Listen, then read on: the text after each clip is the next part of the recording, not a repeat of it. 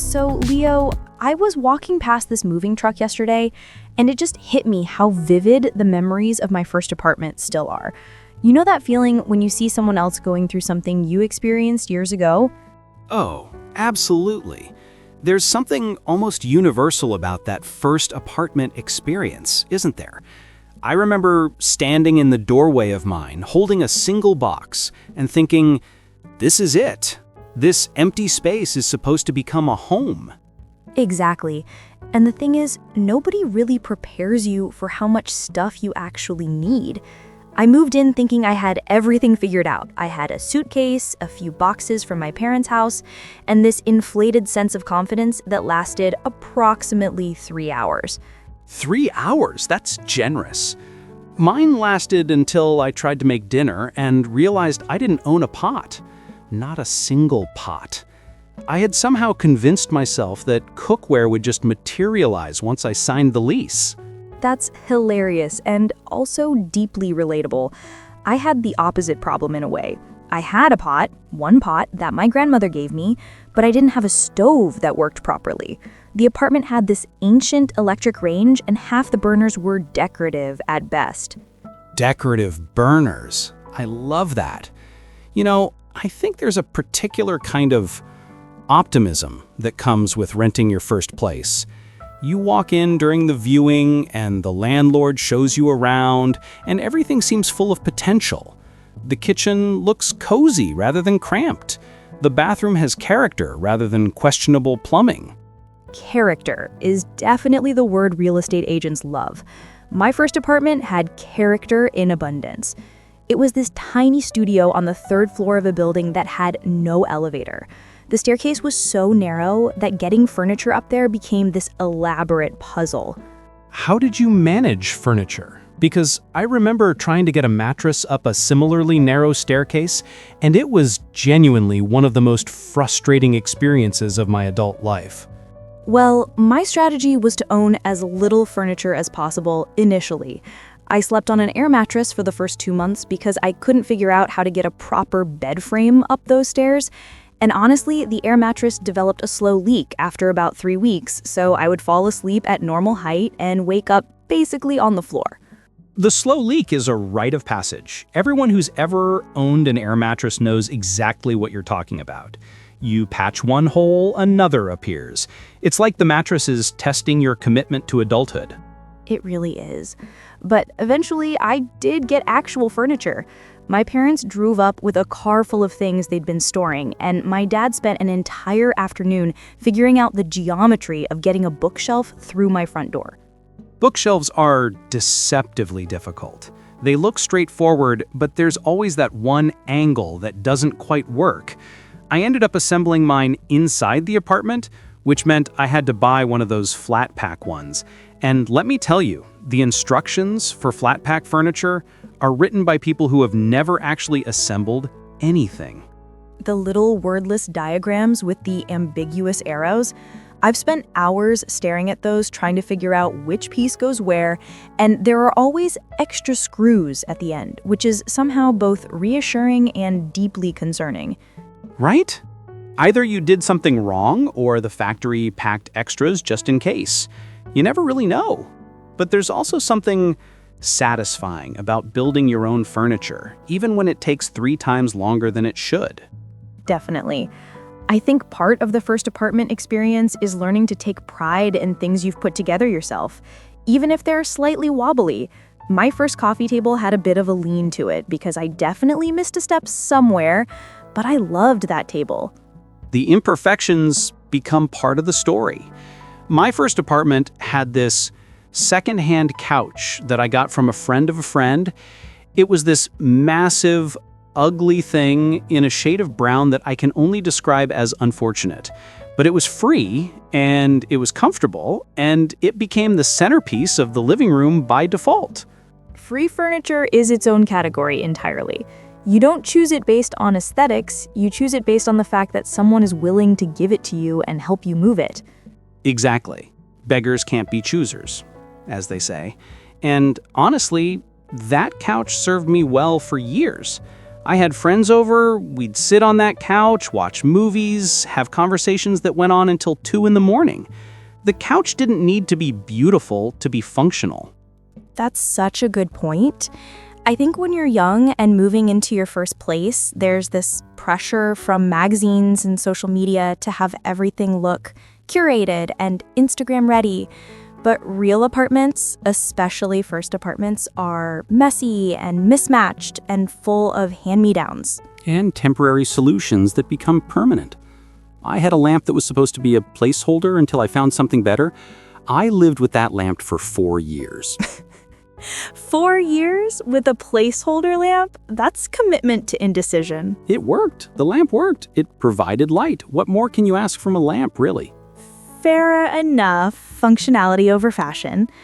Speaking of lighting, that was actually one of the things I underestimated about my first apartment. The overhead lighting was this harsh fluorescent thing that made everything look clinical. It took me months to figure out that I needed to invest in some softer lighting options. Lighting makes such a difference. The right lamp in the corner of a room can transform the whole atmosphere. I eventually learned to appreciate that, but it wasn't immediate knowledge. It came from trial and error and a lot of evenings spent in unflattering light. What about kitchen stuff? Because I feel like the kitchen is where the reality of living alone really hits you. The kitchen was a journey for me. I started with almost nothing. A pot, as we discussed, was missing. I had exactly 2 plates, 2 forks, 2 knives. I'm not sure why I had 2 of everything instead of 1 or 4. It's like I was subconsciously planning for a very specific guest who never arrived. 2 of everything is optimistic. You're hoping someone will join you for dinner eventually. Maybe that's what it was. Anyway, the kitchen situation improved slowly. A pan here, a spatula there. Every trip to the store became an opportunity to pick up something I'd realized I was missing. A cutting board was a revelation, honestly. Before that, I was cutting vegetables on plates, which is as impractical as it sounds. Cutting vegetables on plates, Leo, that's concerning. Did you not own any flat surfaces? I own flat surfaces, just not ones designed for cutting. Listen, first apartments are about learning. And I learned that cutting boards exist for a reason. This is valuable information for anyone listening who might be skipping the cutting board.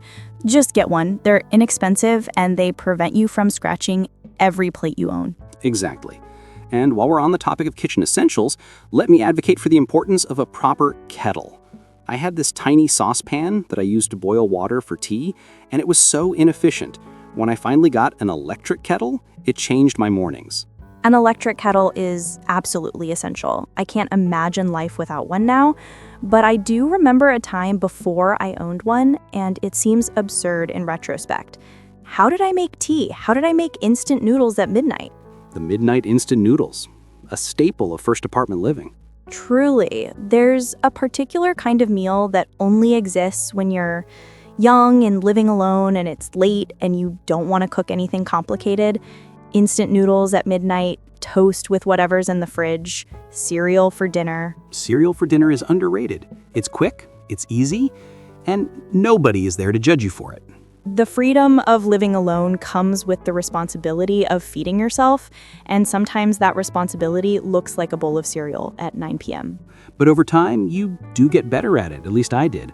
I eventually learned to cook actual meals, to plan ahead, to have ingredients in the fridge that could combine into something resembling dinner. That's growth right there, moving from cereal for dinner to meals with multiple components. It took a while, but yes. The first apartment is really a learning experience, in every sense, really. Not just practical things like cooking and furniture assembly, but also the emotional side of it, learning to be comfortable in your own space, with your own company. That's such an important point. The silence of the first night alone in a new apartment is something else. You're suddenly aware of every sound the building makes, every creak and hum and distant noise from the street.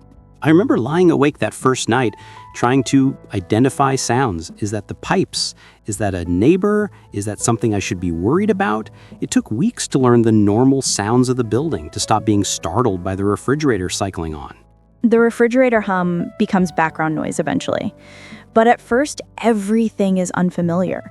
The apartment doesn't feel like home yet because you haven't spent enough time there to build that sense of comfort. Exactly. Home is something you create through presence and routine. It doesn't come automatically with the keys. When did your first apartment start to feel like home to you? Was there a specific moment? That's a great question. I think it was a gradual process, but if I had to pinpoint something, it was the first time I had friends over for dinner. I cooked this very simple pasta, nothing fancy, and we sat around my secondhand dining table with the mismatched chairs, and we laughed and talked for hours, and I remember looking around the room during a lull in the conversation and thinking, this is mine. This is my space, and I'm sharing it with people I care about. That's lovely. For me, I think it was more mundane. It was the first morning I woke up and didn't have to think about where I was. I just woke up, stretched, looked around, and it was home. No disorientation, no moment of, where am I? It had finally sunk in at an unconscious level. That's a beautiful measure of belonging, when your body knows where it is before your mind catches up. It took a few months to get there, but once it happened, the apartment really did feel like mine. Even with the leaky air mattress and the wobbly coffee table and the harsh overhead lighting. All those imperfections become part of what makes it yours. The quirks of the apartment, the solutions you've cobbled together, the specific arrangement of furniture that works for your life. Definitely. And I think that's something you can't replicate or rush. You can't buy a sense of home from a store. You have to build it through living. Speaking of building, let's talk about decorating. Did you have any particular approach to making your first apartment look like somewhere you'd want to live? My approach could generously be described as eclectic. Realistically, it was chaotic. I put things on walls without much thought, hung posters from my university days, propped up art prints that I never got around to framing. It was very much a work in progress. I think that's the norm for first apartments. You're working with a limited budget and limited experience. The idea of interior design as a cohesive vision comes later, if it comes at all. For me, the breakthrough was plants. I started adding plants to the apartment, and suddenly it felt more alive. More like a place where living things existed, including me. Plants are transformative. I went through a phase where I was convinced I could keep plants alive, and then I killed approximately 5 before accepting that maybe I needed to start with something hardier. What were you killing? Did you overwater them? I think I underwatered them, actually. I would forget they existed for weeks and then suddenly remember with a jolt of guilt and rush to water them, by which point, of course, it was too late. Plants require a consistency that first apartment life doesn't always allow for. You're figuring out so many things at once that watering a plant on a regular schedule can fall through the cracks. Exactly. But eventually I found some plants that could tolerate my neglect. Succulents, snake plants, things that actually prefer being left alone. The neglect-friendly plants, perfect for people who are still figuring out how to take care of themselves, let alone another living thing. That's a fair characterization. And those plants did make a difference. The apartment looked better with them, felt better. There's something about greenery that softens a space. Absolutely. And it connects to what we were saying about making a space feel like home. Little touches, like plants, like artwork, like personal items scattered around. They all add up. They tell a story about who lives there. My first apartment had this one corner that became a kind of shrine to things that mattered to me. Photographs, concert tickets, a few books I particularly loved. It wasn't organized or designed, but it was meaningful. Those personal touches are so important. They're what distinguish your apartment from any other identical unit in the building. The bones of the place might be the same, but the life inside is unique to you. And that's something you carry forward too. Even when you move to a new place, you bring those personal items with you, and they help establish a sense of continuity. This is still you, just in a different space. I still have some things from that first apartment. A small painting I bought at a street market, a blanket that's been on every couch I've owned since then. They're anchors, in a way. Objects accumulate meaning through time and use. The blanket isn't just a blanket anymore. It's the blanket from your first apartment, the one that's seen every movie night and every lazy Sunday since then. Exactly. And there's value in that, I think, in letting objects become more than functional, in letting them become sentimental. Not everything, though. Some things are just things. The cutting board, for instance, is unlikely to bring a tear to my eye when I eventually replace it. Fair. There's a hierarchy of emotional attachment to household objects. Some items you'll keep forever, others are purely utilitarian. And knowing the difference is part of the process. What do you hold on to, and what do you let go of when you move? The first apartment teaches you a lot about that. It does. Especially if you have to move again into a smaller space or farther away. You start to evaluate objects not just by their function, but by their weight, their size, their meaning. The true test of whether something matters is whether you're willing to pack it into a box and carry it up 3 flights of stairs. That's a practical philosophy. If it's not worth the physical effort, maybe it's not worth keeping. Exactly. And first apartments tend to be small enough that you can't accumulate too much anyway.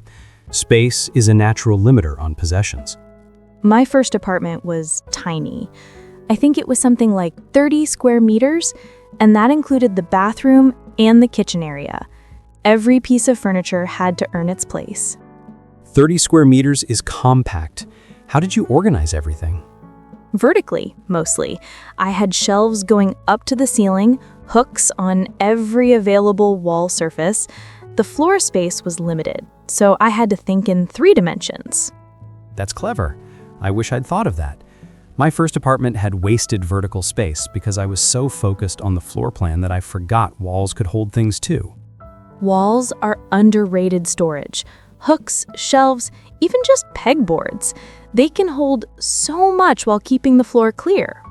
I'll remember that for anyone who's currently moving into their first small space. Think vertically. It'll save you a lot of frustration. And on the topic of space, can we talk about closets? Because my first apartment had exactly 1 closet, and it was the size of a small phone booth. Oh, the tiny closet problem. I know it well. I had to become extremely selective about clothing because there was simply no room for excess, which looking back was probably a good thing. It prevented me from accumulating a wardrobe I didn't need. Constraints breed creativity, they say, and sometimes minimalism. Forced minimalism, but minimalism nonetheless. I had maybe a week's worth of clothes that I rotated through, and that was fine. It was enough. Do you think the first apartment experience shaped your relationship with stuff in general? Definitely. I think starting with less made me more conscious about what I actually need versus what I think I want. When you've lived perfectly well with 2 plates and a single pot, you realize that a lot of kitchen gadgets are solutions to problems that don't really exist. The single-use gadget trap. I've fallen into it a few times. A spiralizer, a quesadilla maker, things that seemed essential in the store, but then gathered dust in the cabinet. The quesadilla maker, that's a specific choice. I was going through a phase. The point is, I learned from those mistakes. Now, I try to buy things that serve multiple purposes, that I'll actually use regularly. That's wisdom earned through experience. And I think that's the underlying theme of the first apartment, really. It's a space for learning, for making mistakes, for figuring out who you are when you're responsible for your own life. It's a crucible, in a way. You go in one person and come out another, slightly more capable, slightly more self-aware, with a few more practical skills and a few good stories. And a deep appreciation for functioning appliances. Absolutely. I never take a working stove for granted now, or a shower head with decent water pressure. These are not small things. The first time you have a place where everything works properly feels almost luxurious after you've struggled with the quirks of a first apartment. It really does. You suddenly understand why adults care about things like water heaters and insulation, because you've experienced the absence of those things. Cold showers in winter teach you a lot about the importance of reliable hot water. They certainly do. I had a stretch of about 2 weeks where my water heater was broken, and the landlord was slow to fix it. I boiled water on the stove and washed from a basin like it was the 19th century. That builds character, as they say. It builds something. Whether it's character or just resentment towards slow landlords is up for debate. Probably a bit of both. What else did your first apartment teach you about dealing with landlords and property issues? It taught me to document everything, honestly. When I moved in, I didn't think to take photographs of existing damage, and then when I moved out, there were disputes about the security deposit. After that experience, I photograph every scratch, every stain, every questionable fixture before I sign anything. That's such practical advice. I learned the same lesson the hard way.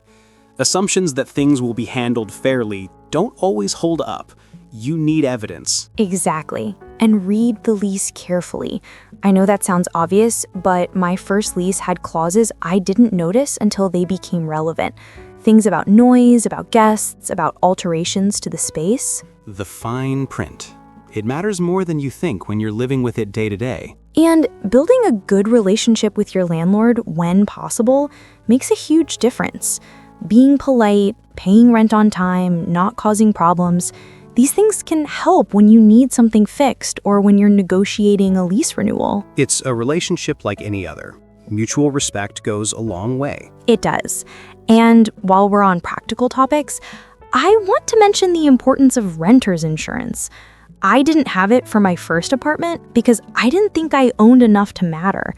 But things can happen. Fires, floods, theft, and even a modest collection of belongings adds up quickly in replacement costs. Renter's insurance is one of those things that seems unnecessary until it isn't.